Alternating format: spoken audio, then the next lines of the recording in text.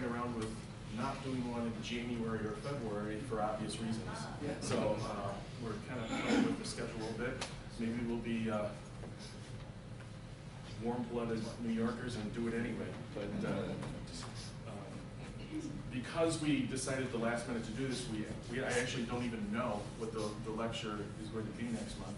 I'm thinking about resurrecting the idea. We did have to cancel one, if you remember. We were going to do a military history ad hoc kind of discussion panel and kind of look at general issues with military history. We had 3 or 4 historians up here answering and talking about questions. We had to cancel that, so I'm thinking about trying to get that going as well. But we'll send you the email out and let you know what's going on with that. One piece of administrative detail to share with you. I'm going to ask you to do a favor. The Society, as you know, has been blessed with a quilt that was made by 35 different women who contributed quilting squares. And I think I've been talking about this for several months now. A picture of which is on the table. I actually brought it in several months ago, or last month, I guess, and showed you. It's a king-size quilt that has been put together, kind of old school, by different people contributing different quilting squares. I'm going to ask you, if you would, if you're willing to volunteer to take one of the packets on the table. And I'm actually going to ask you if you'd be willing to sell 10 raffle tickets for the Society. I know I'm going to be working extra hard to sell those raffle tickets, but we can really multiply them. We can become force multipliers and really project power in numbers.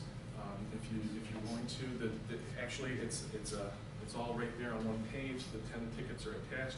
It's 1 ticket for $5 or 3 tickets for $10. It'll sell itself. The quilt is valued to be about between $900 and $1,000.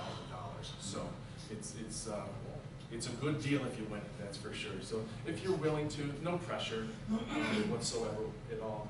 But if you're willing to, I'd be very glad if you could help me out in that area. I'm going to be pushing it at work all the time. I wear an apron at work, and I'm going to be carrying tickets and a picture in my pocket. I'll feel like I'm at the ball game, you know. Just have to do it underneath the radar. So I'll be doing that. And thank you in advance if you do decide to do that. I think that's it. Tonight's lecture was motivated by a couple of different diverse kind of events. I really became interested, my wife and I became interested in a program called Turn, which is on AMC. And it's really, really cool. It talks about Washington and his spies and the intelligence gathering apparatus that Washington used to collect intelligence on the British and vice versa. There's very little accurate historical content in it, but it's fun to watch. And it resurrected those ideas in my mind of Johnny Tremaine from when I was in elementary school, and the Midnight Ride of Paul Revere, and all those things that we read or that they don't read in elementary school anymore. So that's kind of something that I've been thinking about. And then my twin brother asked me if I had seen Sons of Liberty, because there was a particular episode in there on Lexington and Concord. And I watched it, and once again, there was very little historical accurate content in it, but it sure was entertaining, and it got me jazzed to sink my teeth deeper into this. Most of us know this story. The unfortunate part is most of the kids today in schools don't know it. But that's what we do here. We keep it alive and we pass it along. And so there's a lot of things about this battle that are beyond just the lanterns in the Old North Church and Paul Revere. And some of it's very interesting, as a matter of fact. The last event that precipitated real interest in this was about 3 or 4 months ago. I was watching a movie that I will watch when it's on TV. I don't care how many times I've seen it, and it's A Few Good Men. I just like it. And if some of you are familiar with the story, there's this very poignant scene in the movie where these 2 Marines are being put on trial for murder of another Marine because of a code red. Some of you are nodding your heads saying. And the Marine dies, and they're put on trial, and the Navy and assigns 3 lawyers to defend these Marines in a court-martial. And there's this one particular moment in the scene after a really bad day in court. And one of the defense attorneys, like, I don't know what his acting name is, turns to Demi Moore, who's one of the lawyers defending the 2 Marines, and he derisively turns to her and he goes, "Why do you like those 2?"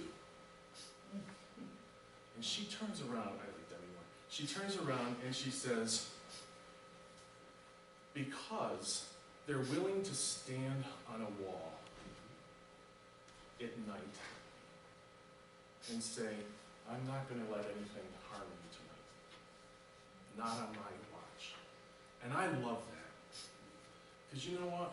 We've still got men and women who do that today. As a matter of fact, we heard one of them speak last month. Didn't we? And it was just so refreshing to see this young man who was there in Afghanistan and see him willing to be on that wall and sacrifice and serve, because they're still there today. Just like these guys were 240 years ago in April. And so that's kind of where I'm going with this. And I suppose that's one of the reasons why I love American military history so much, is because there's always been those guys and those girls now that stand on the wall and say, not on my watch. From the very beginning of our history, actually, tonight's lecture will be no different. We all know the basic story that April 1775, the British march out of Boston.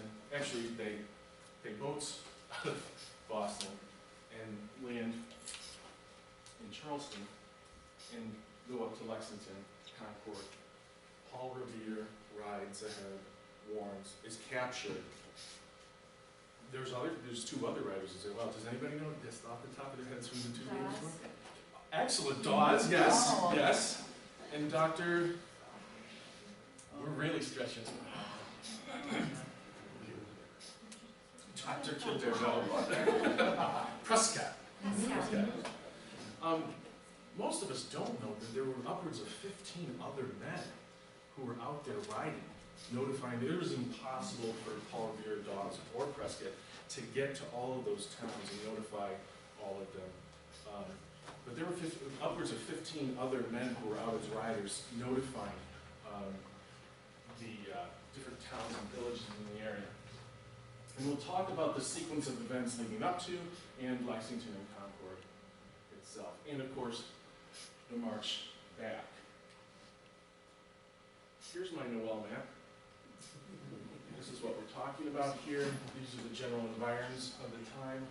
There's Boston, Lexington and Concord, Lechmere Point, and also realize that the distance between Boston and Concord and back is, or excuse me, Boston to Concord is about roughly 20 miles. About that. That's a long time when you're marching. And they marched basically both ways, the British. So that in a 24-hour period. So that's a lot of marching. This is really who we're talking about here.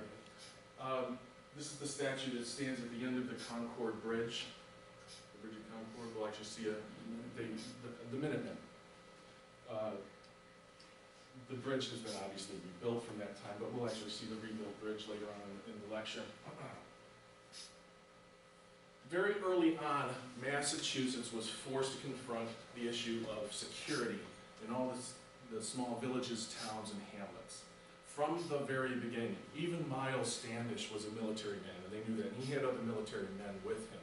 And that it was an area that had a natural enemy there, and then you insert the natural enemy against those who were there, and then you got problems right straight from the beginning. Every single man in Massachusetts had to own a gun. The good old days. Sorry, that was fairly political, I'm sorry. No, I want to apologize for that. If you couldn't afford one, you had to get one on credit. So, 16 years old, boom, you were in the militia. No questions, no public service. That was your public service in the militia from the very beginning. And it was, from that time, it was, from the very beginning, it was modeled on the English model of militias that existed in England. The only difference was a real difference. In other words, in England, you mustered once in a while for training, as they say. In New England and Massachusetts, you mustered to train in a real-life mission, which was a defense of your village against whether it was the Wampanoags or the Narragansetts or whatever tribe of the month was. That was a real-world mission that they had. So from the very beginning, that was the case. At a moment's notice, there were a couple of other things that the New Englanders inserted into that model of the Minutemen that were important. One was the alert and the muster.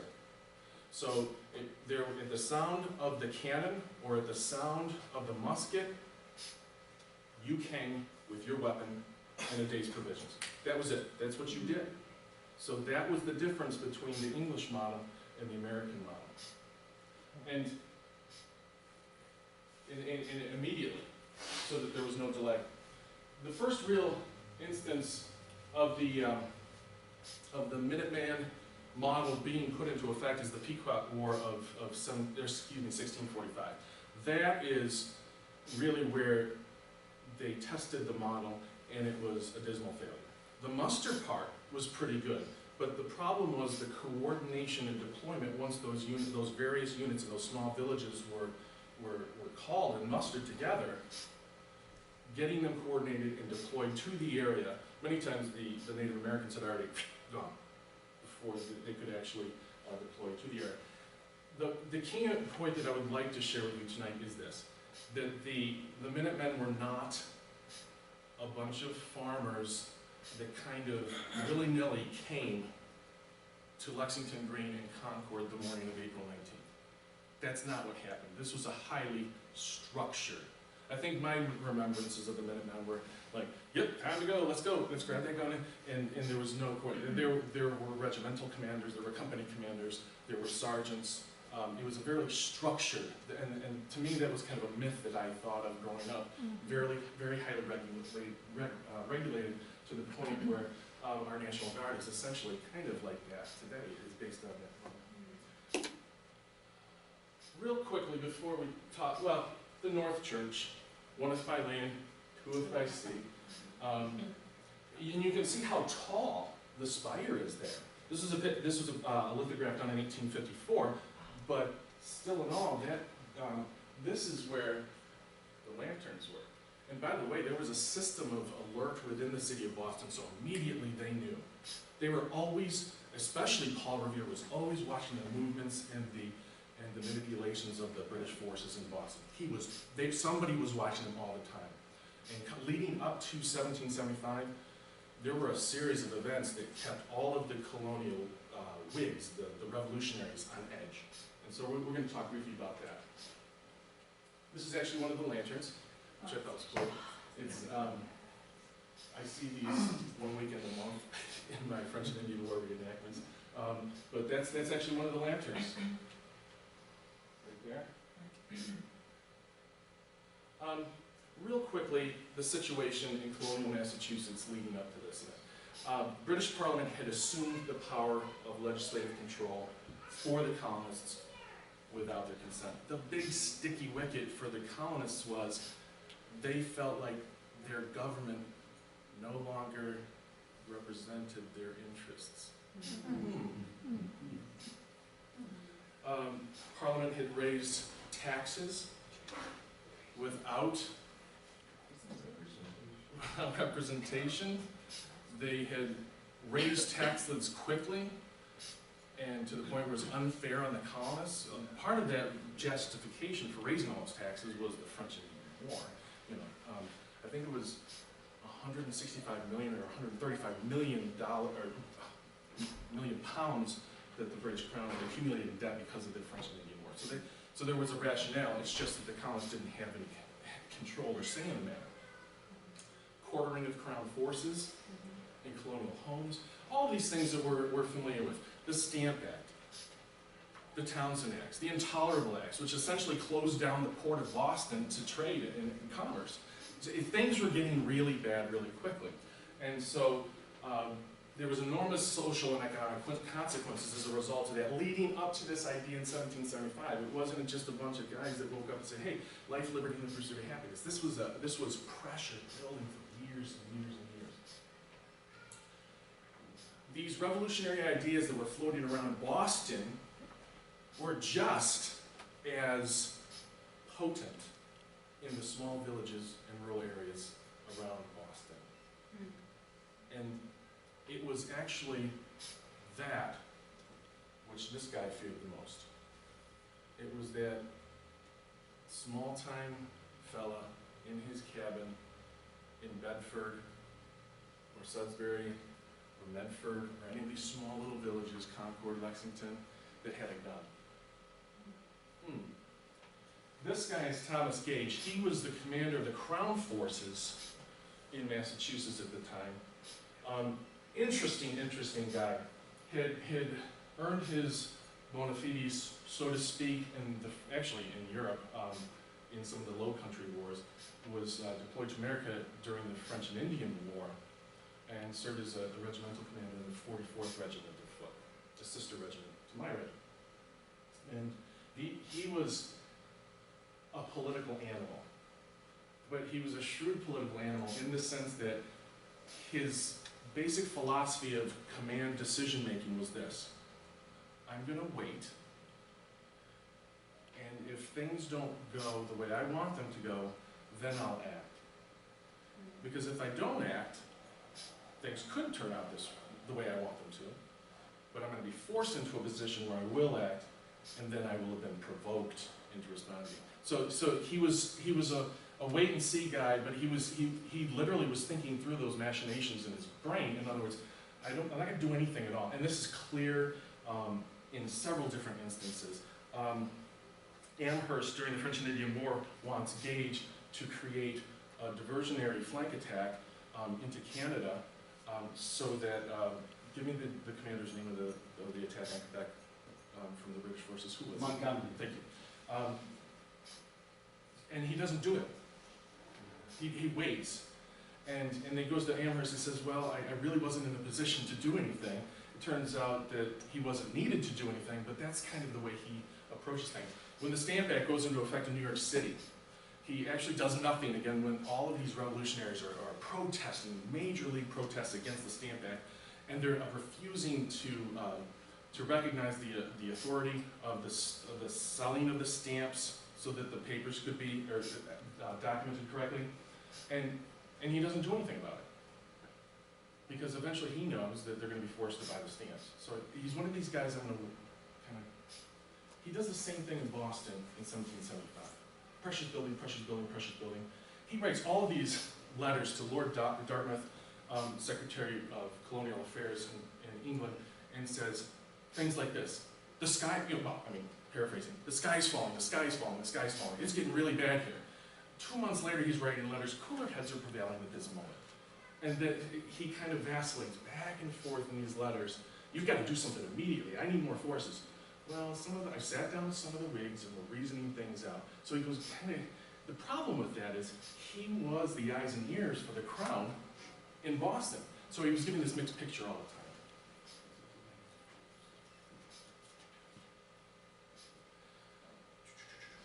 He's actually not a coward, though, at all. He was actually leading the advance guard in the French and Indian attack into the Monongahela on their way to Fort Duquesne. With who else?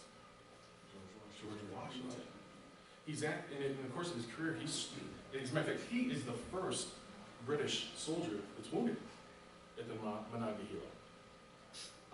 And he's injured, and he's shot 3 times at least during his career. So he's not someone who is going to avoid the fight. He was responsible actually for raising light infantry. Now the reason why light infantry is important, and I digress here for a minute, is because of this. The Minutemen that the British were fighting on their way to and from Concord were essentially light infantry, using light infantry techniques, guerrilla warfare, hit and run, hide, fire, shoot, move, those kind of tactics. And he espouses that. As a matter of fact, he becomes the colonel of the 1st Light Infantry Regiment in the British Army. He understands the concept. He gets it. The problem is he has total disdain for the type of soldiers that are willing to fight like that. Because he loves the trappings and trims of being a British officer. So he's one of these guys that wants kind of it both ways, but he had great disdain for light infantry.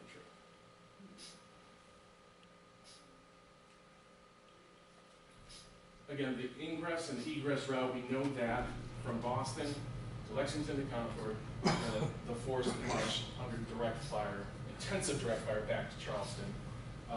Charleston, Neck is right here. We know what hill is here. 2 hills are here. Breed and Bunker Hill.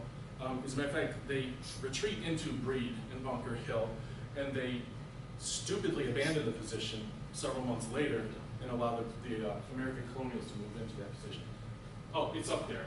That was great. I didn't read nice. I should Nice. I was going to say Morton, but then you know. You must be a public school student. Okay. French and Indian War era. Essentially, the cartridge box, the brown vest, the tricorn, the longer waistcoat here, that's 1750s, 1760s. Not much difference by the time we get to 1775. You've got the hat, a little bit styled differently, some of them silver tricorns, but you've still got the brown vest and essentially a shortened waistcoat. Same type of man though, same type of fighter. Brown vest, musket, very, very heavy. And my first 3 years of reenacting, I borrowed a brown vest, a full brown vest musket, and it's heavy, and I hated it. And I was doing it for fun. It's not heavy. My brown friend. it's my friend, yes sir. My brown vest is a shortened musket too, and it gets rid of about, what, 5 or 6 pounds there off the end, something, not that much. 1.5. Oh, come on. It Feels like 5 or 6 pounds that you're getting rid of. I picked up a blunderbuss. And there's the stylized picture of Revere notifying everyone. Okay, here's where we get into a little bit of the situation. The initial response is by Colonel Smith, who has a brigade of roughly 700 soldiers and British soldiers and Marines that come out of Boston. Okay? They're the ones that take the boats, sail across, march up through Cambridge and into Lexington, and move on to Concord. There is an additional relief column that is sent by Thomas Gage, General Gage, under the auspices of Colonel Percy here, with 1,000. They eventually march up to here by roughly 3 o'clock in the afternoon of the 19th. Thank goodness for the British that they did. We'll hear more about that in a minute. He actually saved the day for the British by doing that.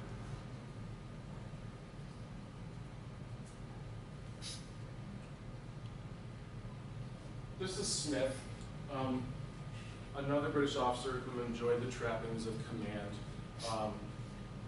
Rather rotund. This is a slimmed down version of the artist. Was very polite to this person. He reflected his body image in his conduct on the field. Lethargic, very slow to respond. We see that especially at Concord when we get to it. His assistant, second in command, is actually Major Pitcairn of the Royal Marines. He is an instigator, and we're going to see that as well. As he's just a bad dog. So, under Smith, Pitcairn marches approximately 250 British Marines and light infantry into Lexington. The entire unit was comprised of only the light company and the grenadier company from essentially 21 different battalions.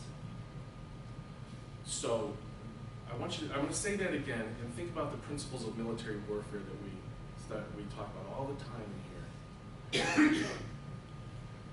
Two companies from each battalion, 21 different companies, and in the Royal Marines merged together into one command for an action. Anybody see any problems with that? What pops up? Totally different training. Totally different training. Absolutely. These soldiers have really never trained together before. The unity of command, and that becomes huge in Concord. All unit cohesiveness in Concord is lost, and it's a real mess. You have company and field grade officers trying to work together that aren't used to your individual leadership styles. And if you've ever worked in a group of people for the first time and you've looked across the table and had to do something together with them and you've said, oh, I can't work with these people, try it on the battlefield. It's crazy. When you march onto Lexington Green, when you could have marched onto Lexington Green, this is the direction of the British soldiers from Cambridge. From Cambridge. The meeting house, this is the meeting house right here. And it essentially, when you're here, it blocks your view of this area back here. You can't see the green for the most part when you're on that road. Parker, Colonel John Parker, the commander of the militia and Minutemen unit at Lexington Green, and his men assembled very early in the morning, like 2 or 3 a.m. And it was a very cold morning, by the way. And at about 4 or 5 o'clock, he dismissed most of them, said, stay within earshot so I can call you back, because they knew at that time the regulars are out. Some of them drifted off and aren't seen again, actually, during the action. About 77 of them hang over here at the Buckman Tavern. When about 6 o'clock, there's a runner. By the way, Parker was a great commander. He commanded the respect. He was a tall guy, one of those people that had a certain command presence about him. His men liked him. You did not mess with him. You did not violate an order that he was given. He had a lot of respect in the unit. And he was also a tactical genius. He had sent out many runners and to do a recon way out, so that he would have a good response time before. Only one came back. The rest were captured because secrecy and mission security, operational security, the British recognized it. They recognized the potential here for all of these Minutemen units to gather around them if their cover was blown. That's why they went out of darkness. They left Boston at 10 p.m. on the 18th. Only one rider comes back about 6 o'clock, and he says the regulars are out. So Parker,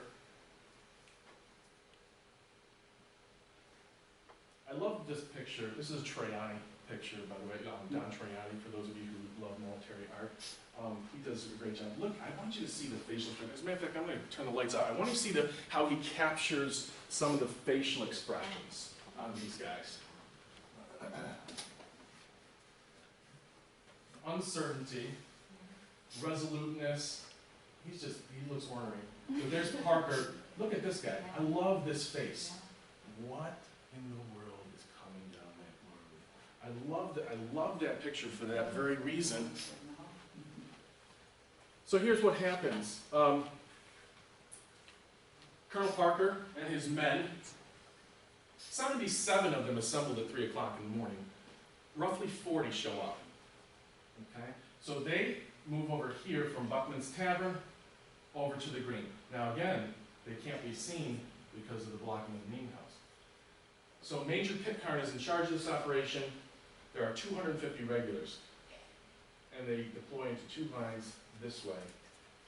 250 men against 40 to 50. There's different accounts of how many were actually there. So you've got 10 here and 10 there.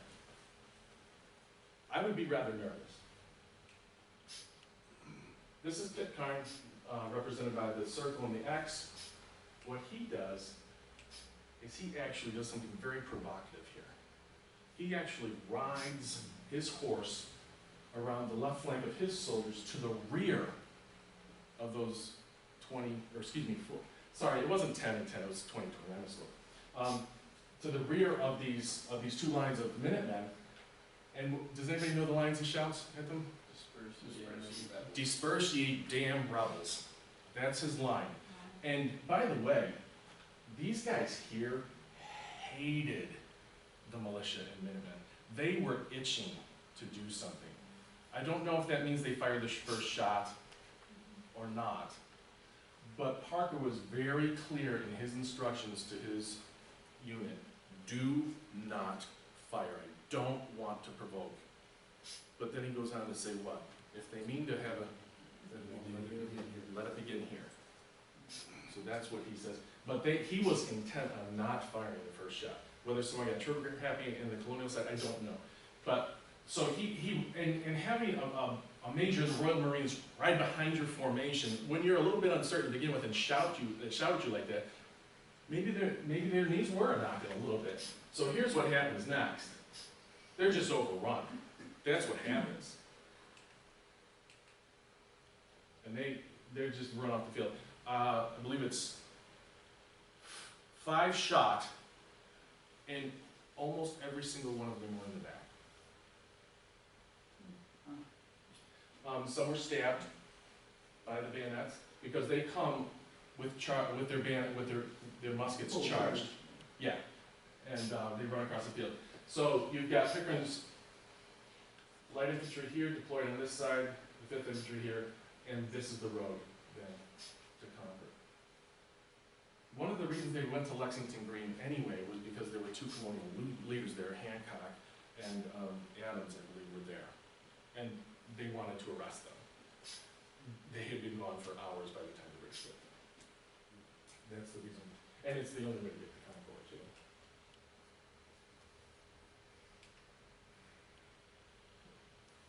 This is the target of opportunity in Concord. This is the house and farm of Colonel James Barrett, the commander of the colonial militia in Concord. Why were the British going to Concord? Arms.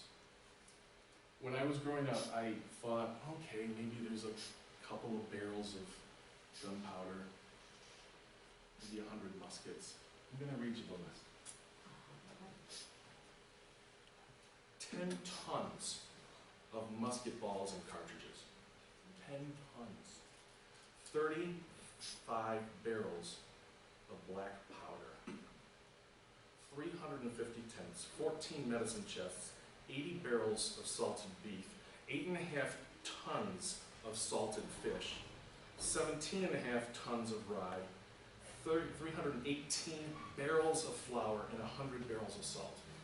This was a lot of stuff. This would have been the subsistence for an army for a couple months.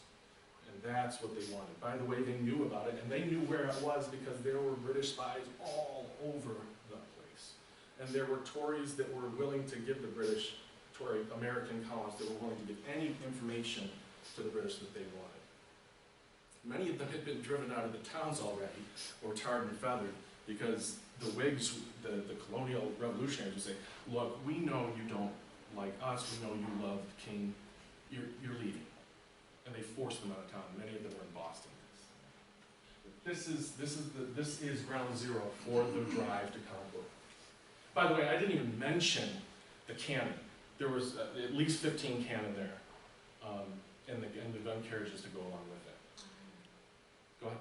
Do you think that's why the founding fathers thought that the Second Amendment might be ranking so high, Hal? They knew what it was like to have a power that a government that usurped the power of the people. They knew what it was like to have a government that feared those weapons. That's why they insert that in there, absolutely. Because they said, we can't ever have that happen. That's gotta be a guarantee. We gotta make that number 2. There was a reason why it was number 2, and I'm sorry, I think I'm an unabashed supporter of the Second Amendment. I'm not gonna apologize for that. So it wasn't for hunting? I would gamble to say it wasn't, exclusively. Remember that the British troops did not have their own arms, they were issued by the government. And so that's, even in their own country, not as many had their own personal weapons even like today. Right? Back then though, some of these weapons that the colonials, our Minutemen carried, were ones they had made locally in the village. That's cool. They had manufactured models of the brown vests in their own villages. I think that's cool. But that's where they were. That's the tradition of firearms in America. Sorry. There's a downside to that became evident later on, and that's the interchangeability of parts. And yes. It went on for another 100 years. Yeah, right, exactly, right. Yeah. The Industrial Revolution eventually solved that, but absolutely, yeah. These guys are Yankee Doodles, and the British meant that as a derisive term. You know, these are doodles. By the way, just as a historical side note, by the end of the day, at the end of April 19th, the colonial militias had seized the high ground with the song Yankee Doodle. That was their own song by the end of this day. That's when it happens. And they played it as they marched towards Boston. Absolutely.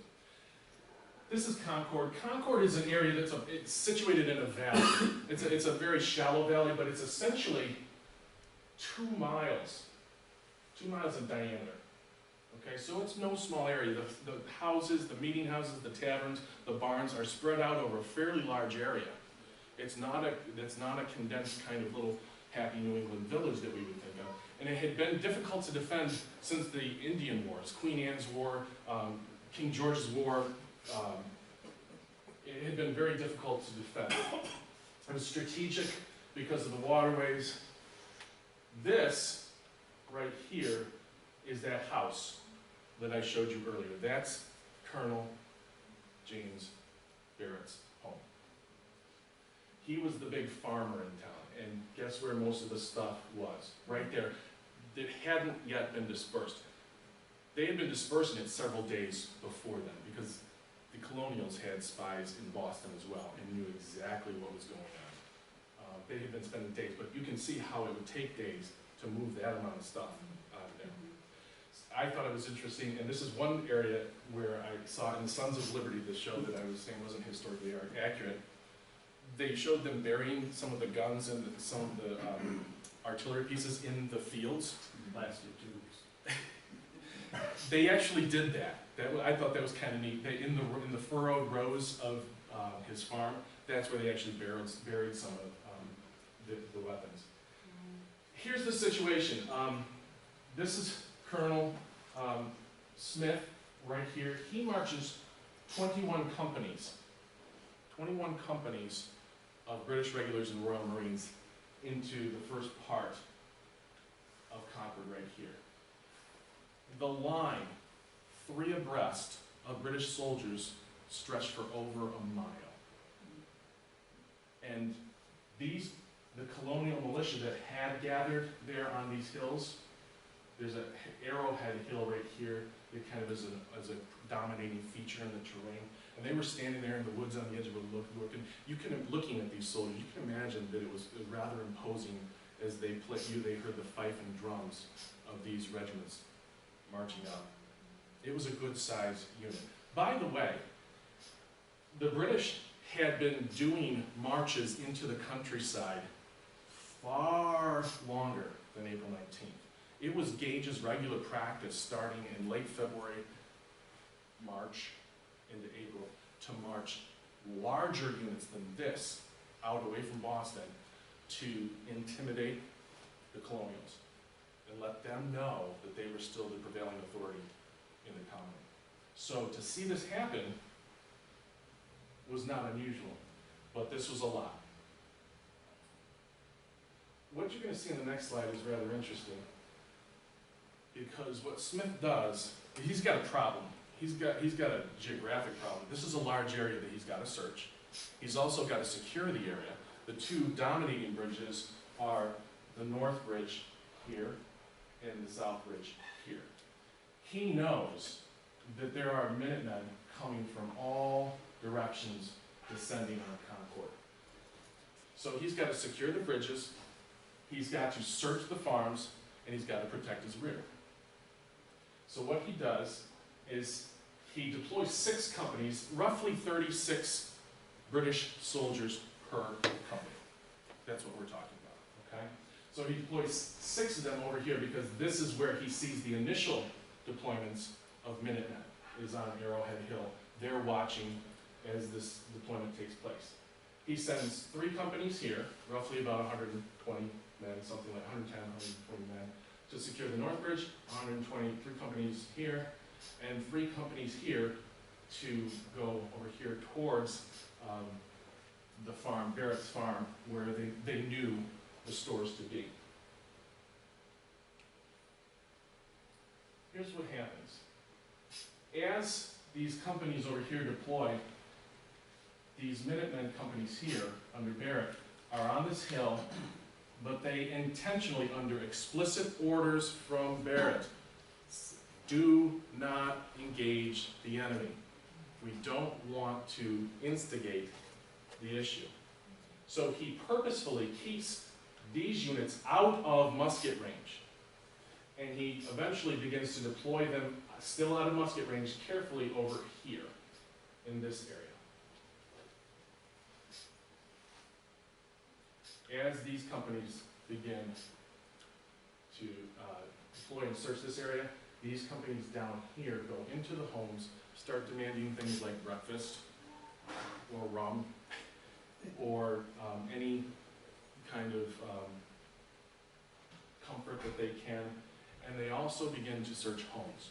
Some of them more harshly than others. Some of them go into the homes and say, is there anything here? And the answer is no, thank you, and they leave.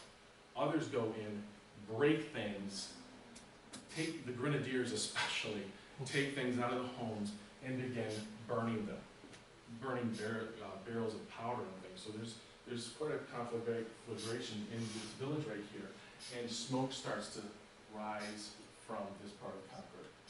These guys see that.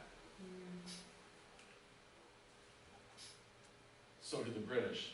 But the British also see these continual additions of more Minutemen coming up or coming down from the north. And they see them in larger and larger numbers.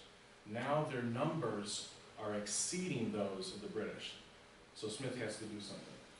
These guys are in exposed position here. What he tries to do is kind of close down his perimeter so that he has more control, because they're spread out. Again, this is a 2-mile radius in here. These 3 companies deploy to the other side of the bridge. These 3 companies come back from here. But more and more guys are gathering up here, smoke rising here.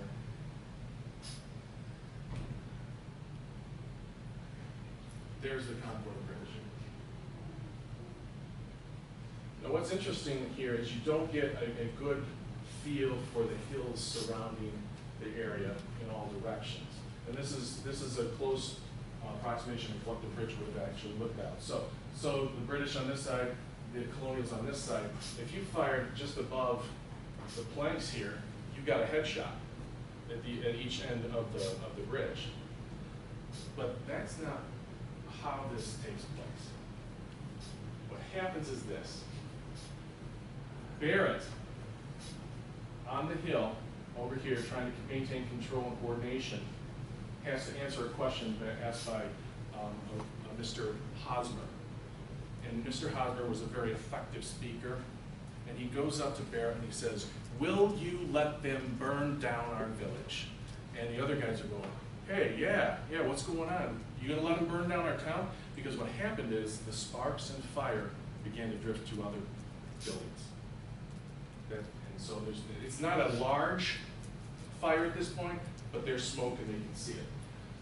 Baird is forced to respond to keep control, and he brings two companies down here. Now what happens is not one company here firing across the bridge. That's not at all what happens. What happens is the British see this, and so what they begin to do is they use a tactic that was essentially developed for urban fighting, and it's the parapet. Am I correct saying that correctly? The parapet. So if you can imagine four soldiers abreast at the base of this bridge, 4 soldiers. But what happened is there were 3 companies, so there's almost 100 men.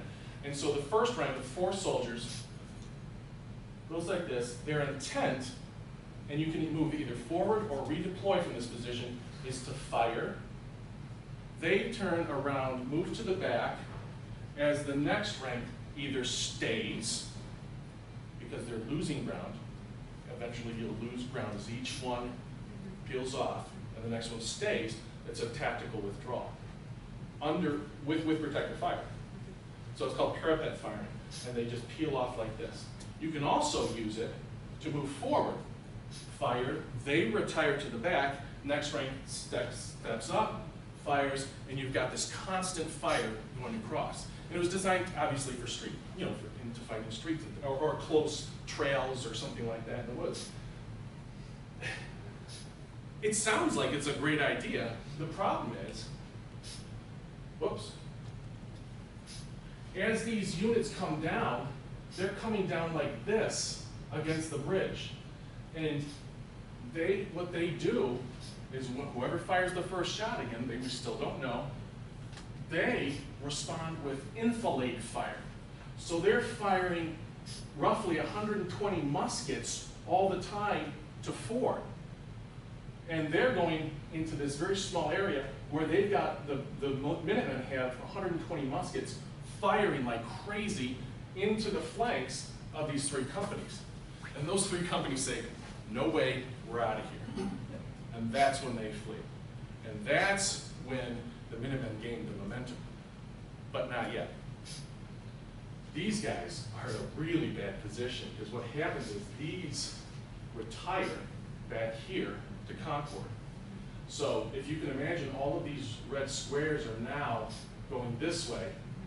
These guys over here, they don't even know there's a fight going on. That's how far away they are. They're still looking for provisions and ammunition over here. They don't know what's happening. So what happens is they begin to retire this way, and they're in a real bad position. As a matter of fact, these 3 companies march within 50 yards of the Minutemen. The Minutemen hold their fire. They're not trying to create World War III.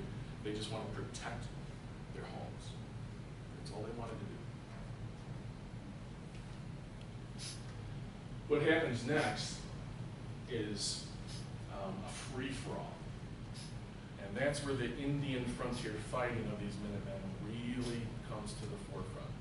There is if you can imagine these Yankee Doodles just sprinting through the woods. They want their shot. And they are sprinting ahead of these British soldiers to get in a good shot. There's a place they call Miriam Corners, the Bloody Angle, where they just full fire right into the flanks, very, very close range. Now, as the British retire, you can't really see it in this picture. As you can see, there's Miriam's Corner, Bloody Angle, Fisk Hill, there's another one. All the way back, there's this running firefight. Because at this time, by the end of the day, check out this number, there were 14,000 Minutemen on the field.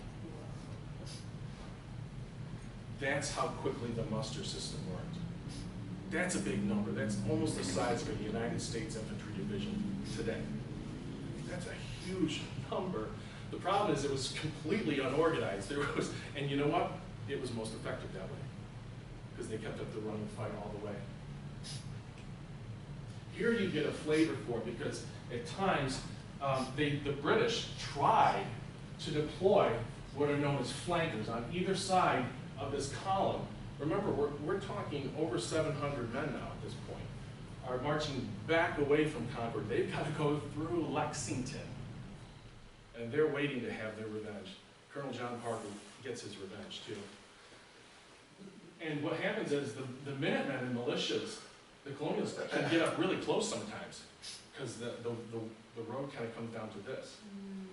And so you're getting great fields of fire all the time. You can't miss in this kind of a situation. By the way, a lot of them did.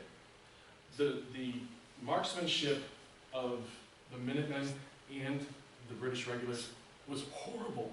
The first few volleys that the British fired, the Americans go, they fired high. And it completely erased half of the intimidation that they experienced, because they felt like they could fight and stand with these guys. The colonials were just as bad. They weren't these great shots that we think of, oh boy, they pop shots all the time right into the barrel. No, they missed a lot. The problem is they had way more ammunition and way more of them. The British had deployed that day with 36 rounds per man. That's less than a round per mile. And they already used some.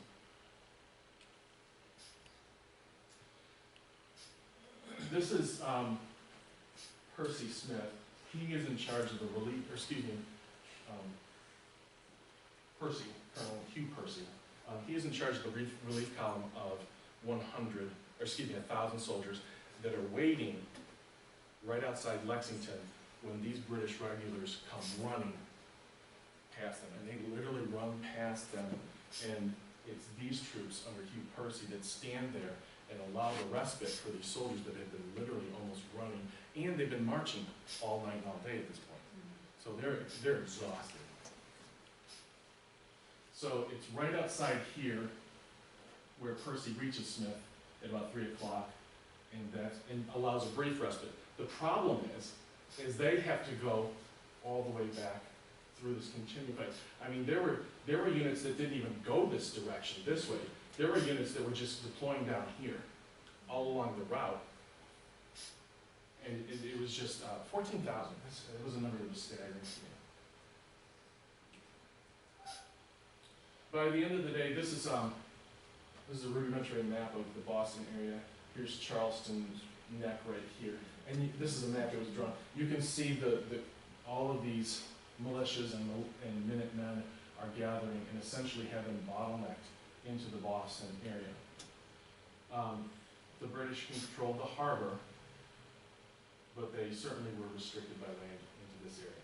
And this becomes what Freud would call a seething cauldron of excitations. There's all these kinds of people that are just, all these soldiers that are just, there's no leadership structure. Within 3 weeks, there's disease and all kinds of problems inside the camp. And the Continental Congress is faced with a situation like, oh, we better adopt these guys and feed them. So it kind of forces the Continental Congress's hand. But that's the situation.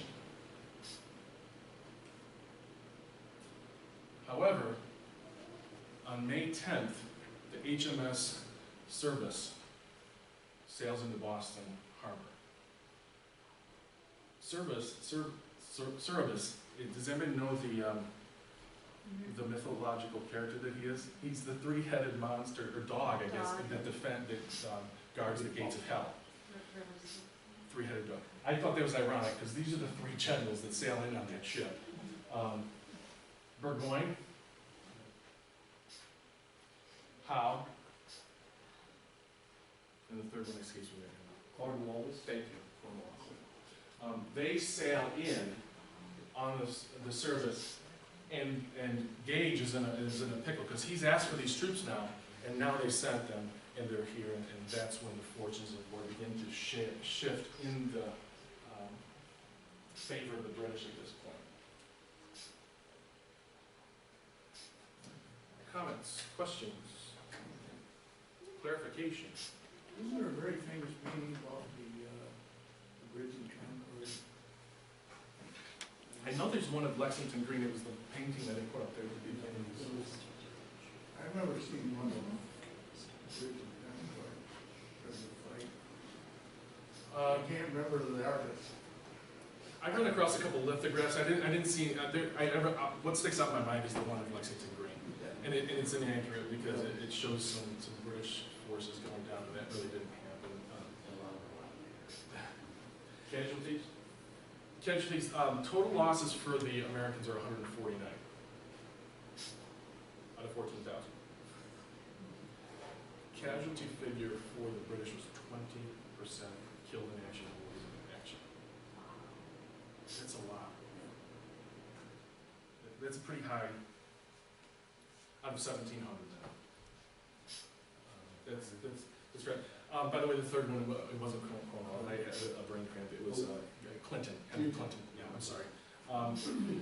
By the end of the day, the Minutemen in the villages that no longer have their defense now, because they're all around Boston, are really worried.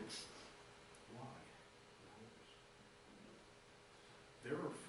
They begin to think, oh my goodness, the British are not going to just sit there. They don't know that their husbands and sons have the British surrounded. They're thinking reprisal attacks in their mind. As a matter of fact, rumors begin to spread of the British. This is a rumor that gets spread that the British have sailed up and into Ipswich, Massachusetts, decimated the town, killed everybody in it, and they're on their way.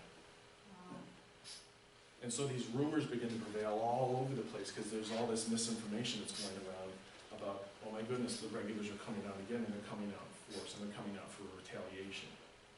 So there's this widespread panic, especially Essex County, which is kind of the coastal county in Massachusetts.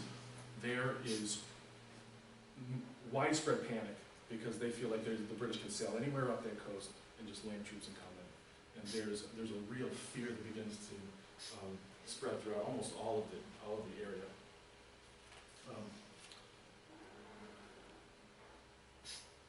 One of the interesting results of this battle is there's a guy who's in charge of a militia company that's moving down towards the battle, and his name is Colonel Benedict. And he actually gathers his militia company. He's on his way.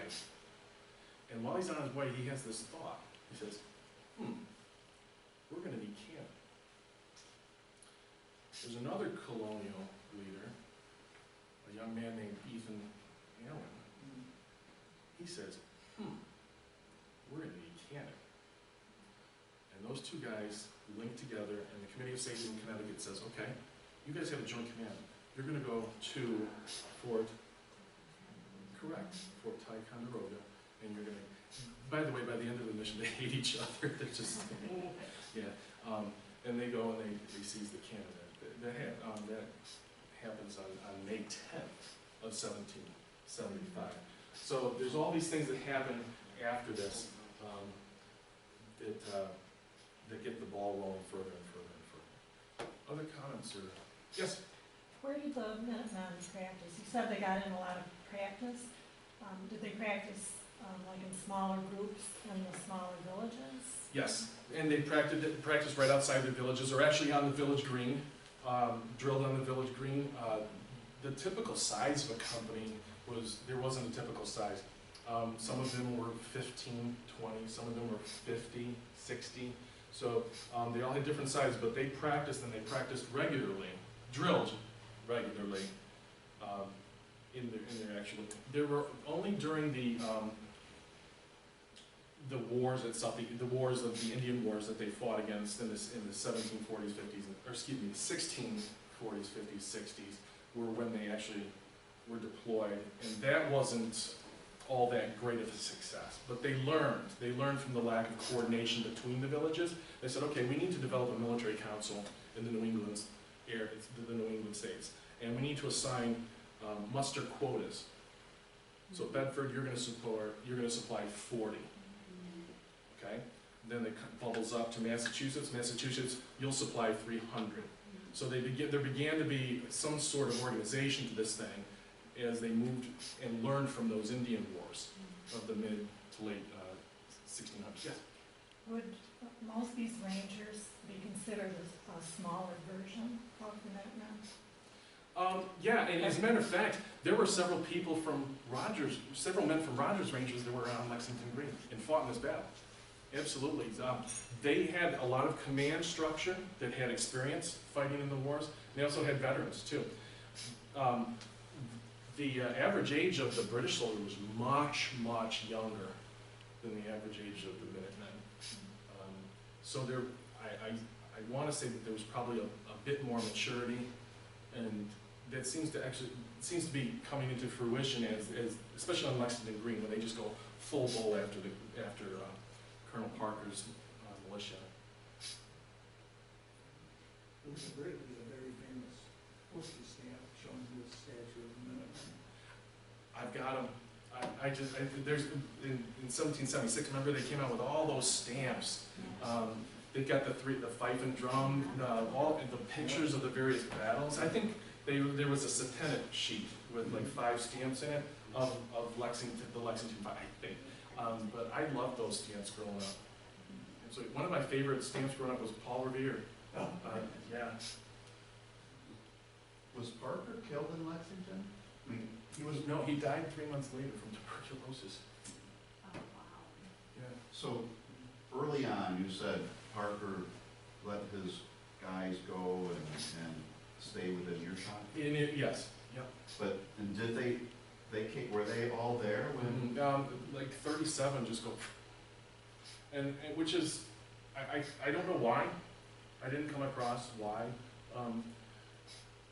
But there were 40 on the field, 40 or 50 are the estimates that I read that were stayed there and actually stayed in rank when the British came out to the field. I guess my perception was that the British were in formation, but the Minutemen, more like the Concord fusillade type thing. But they just went head to head with them. They fired and then they ran. When they saw the bayonet charge, it's kind of a volley, and then bayonet charge, and then disintegration of Parker's men. They just didn't expect to have a fight. As a matter of fact, the rumors circulating after the Concord engagement, the rumors circulate amongst the other Minutemen that are aggregating that the question, it comes up time and time again. They ask, well, are they shooting ball? There just wasn't this expectation that the Crown forces would actually fire on the colonial forces. And you get the sensation that the colonial forces really weren't all that interested in firing on the King's forces. They knew what was going to happen. It was penalty of death. Even possession of the cannon and the powder and that much was punishable by death. One of the things that was a precipitating event that angered the colonists was if you did anything to harm His Majesty's naval forces or naval property or army supplies or anything like that, you were taken from England, from the colonies, shipped to England. And if it was a Navy issue, you were tried in a British Admiralty court in England. It wasn't like there was colonial justice or even a magistrate. As a matter of fact, many of the colonial areas refused to seat British magistrates as we get closer and closer to the war, because there was so much tension there. You said Lexington had their revenge, so when they're retreating, they approached Lexington and there was a battle until kind of Percy.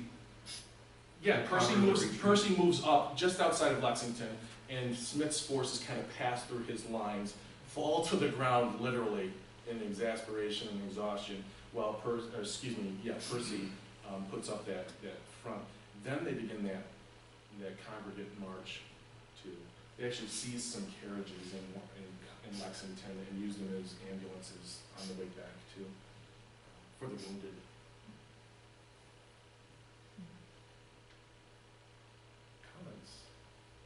Any questions? Well, thank you very much for coming tonight. I hope I gave you. I hope there were a couple of insights or things you didn't know that kind of came across tonight. It's hard to do when you're doing such a Thank you for coming, and don't forget those graphics.